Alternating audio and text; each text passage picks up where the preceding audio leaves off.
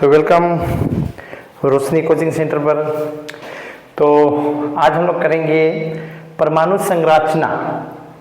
ये क्लास 9 का है वेस्ट बंगाल बोर्ड में, और दूसरे बोर्ड में भी कहीं क्लास 8, कहीं पर क्लास 7, कहीं क्लास 10 में भी होते हैं।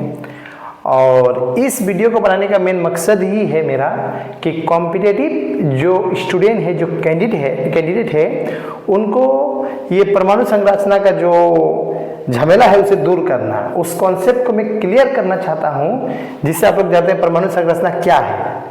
तो इस मन से डर को ख़त्म करने के लिए इस वीडियो को जरूर देखिएगा। परमाणु के बारे में आप लोगों को अगर जानना है तो अच्छी तरह से देखिएगा, लास्ट तक देखिएगा, समझ में आ जाएगा। तो सर्वप्रथम ये पता करते हैं कि परमाणु का पता किसने लगाया।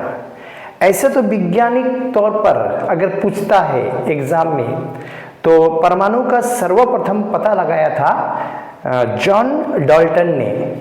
याद रखिएगा 1803 में इसने सिद्धांत दिया था अपना इन्होंने परमाणु के बारे में।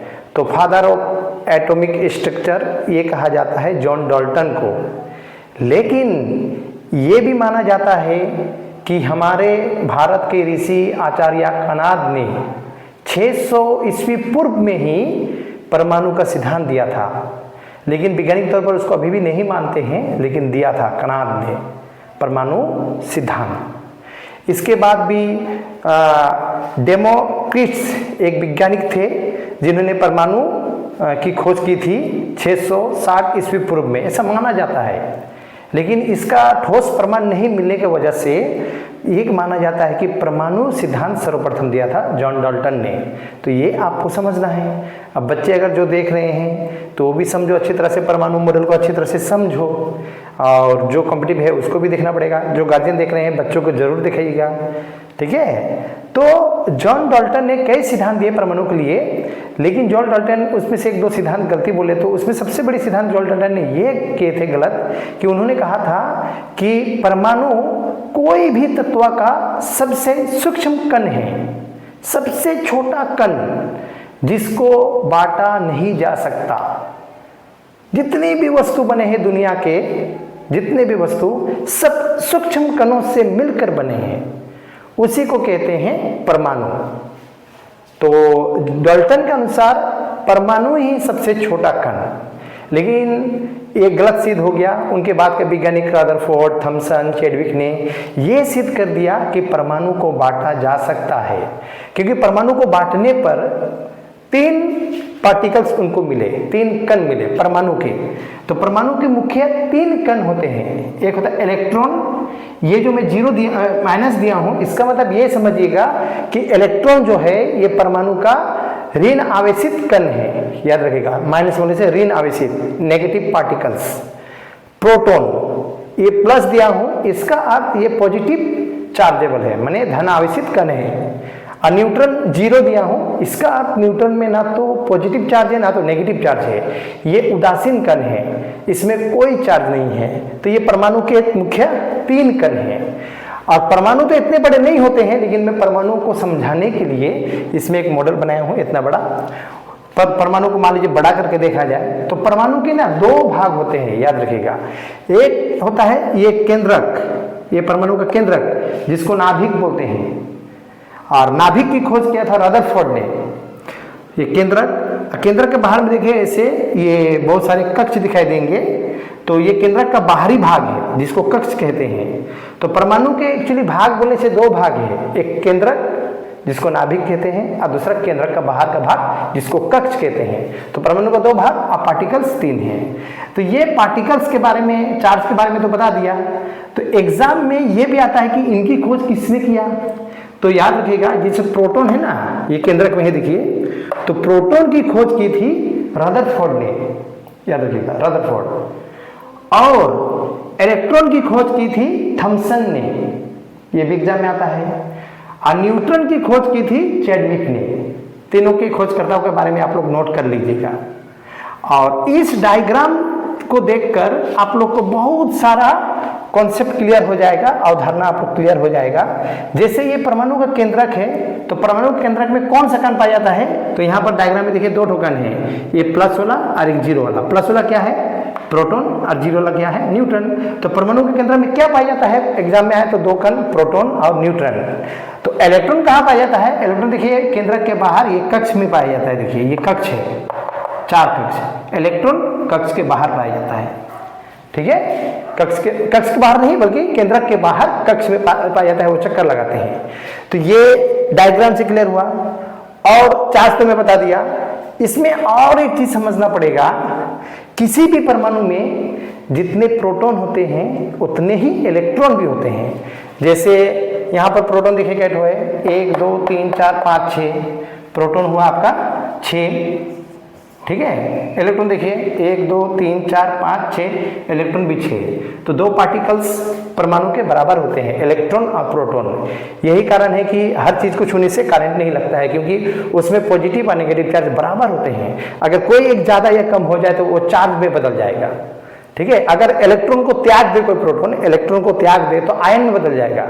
इलेक्ट्रॉन को त्यागने से धन आयन, और इलेक्ट्रॉन को अगर ग्रहण करते हैं तो ऋण आयन में बदल जाएगा, याद रखिएगा। और जब तक इलेक्ट्रॉन प्रोटॉन बराबर है तो परमाणु कहलाता है।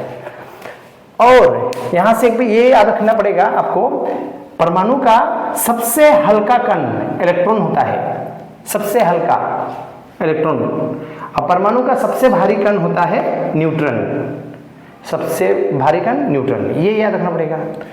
और कुछ मैथ जैसे आते हैं एग्जाम में, उसको भी आप लोगों को समझना है। जैसे मान लेते हैं ये क्लोरीन है, ये ऊपर मान लीजिए 35 और नीचे 17। ठीक है, तो इसका मास नंबर जिसको मात्रा संख्या बोलते हैं, तो ऊपर वाला मास नंबर होता है जो ज्यादा होता है, और नीचे का जो नंबर होगा वो होगा एटॉमिक नंबर। एटॉमिक नंबर जिसको परमाणु संख्या बोलते हैं, इसका परमाणु संख्या कितना है? 17। तो इसका भी परिभाषा अगर एग्जाम में आए, परमाणु संख्या क्या है, मैंने एटॉमिक नंबर क्या है, तो किसी भी परमाणु में प्रोटॉन की कुल संख्या को परमाणु संख्या कहते हैं। प्रोटॉन जितना रहेगा उसका परमाणु संख्या उतना ही रहेगा। जैसे यहाँ पर प्रोटॉन कितना है? 6। आप इलेक्ट्रॉन से भी परिभाषा दे सकते हैं, दोनों तो बराबर है। प्रोटॉन 6 तो इसका परमाणु संख्या कितना होगा? 6 होगा इसका परमाणु संख्या। ये तो मैं अलग में बता रहा हूँ इसका। अगर मान लो ये कोई, मान लीजिए कोई परमाणु है तो इसका परमाणु संख्या होगा 6। ठीक है, और मास नंबर क्या होता है? मास नंबर होता है किसी भी परमाणु में उपस्थित प्रोटॉन और न्यूट्रॉन के योगफल को, माने केवल प्रोटॉन ही, प्रोटॉन के साथ में न्यूट्रॉन को प्लस कर दीजिएगा तो होगा मास नंबर। तो जैसे यहाँ पर मास नंबर कितना होगा? प्रोटॉन का है 6, इसको न्यूट्रॉन का है 1 2 3 4 5 6 7 8 9 10 11। तो 11 प्लस ये कितना है? 6, तो ये हो जाएगा 17। तो इसका एटॉमिक नंबर होगा, मास नंबर होगा 17। इस प्रकार से याद रखिएगा। इसमें तो यहाँ पर इस मैथ से अगर हम लोग सॉल्व करते हैं तो इसमें मास नंबर है 35 और एटॉमिक नंबर है 17। इसका मास नंबर है 17 और एटॉमिक नंबर है 6।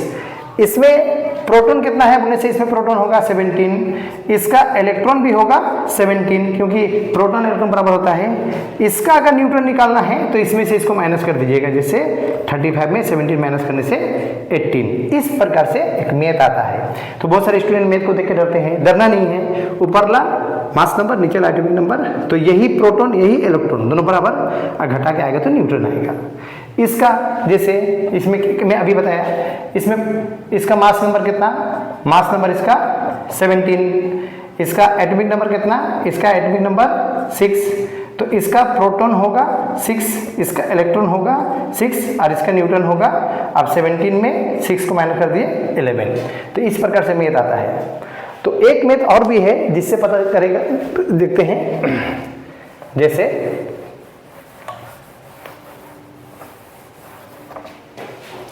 ये हाइड्रोजन का 1 तो इसका मास नंबर 1, इसका एटॉमिक नंबर भी 1 है, एटॉमिक नंबर भी इसका 1। तो इसका प्रोटॉन कितना होगा? 1 होगा। इसका इलेक्ट्रॉन कितना होगा? 1 होगा, इसका न्यूट्रॉन कितना होगा, ये 1 में 1 माइनस करना है तो 0।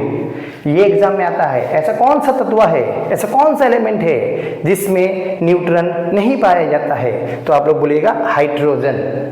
क्लियर, क्योंकि 1 में 1 घटे 0, इसीलिए हाइड्रोजन हल्की गैस हो जाती है। तो इस प्रकार से आप लोग को परमाणु संरचना के बारे में समझना है। अच्छी तरह से वीडियो को देखिएगा, 2-3 बार देखिएगा, परमाणु के बारे में पूरी तरह से बात क्लियर हो जाएगा।